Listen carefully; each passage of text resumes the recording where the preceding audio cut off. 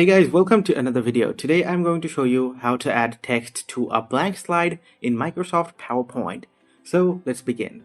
As you can see, I already have a blank slide in my Microsoft PowerPoint. Now from here, I'm going to click on Insert on the top. After going to Insert, we are going to select a text box. And then you can select the size of your text box.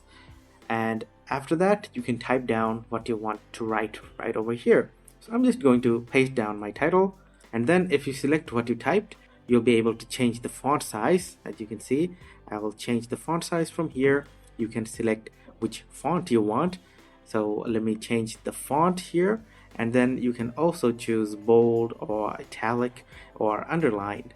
And also, if you want to align your text, you can select alignment, and then let's center align the text.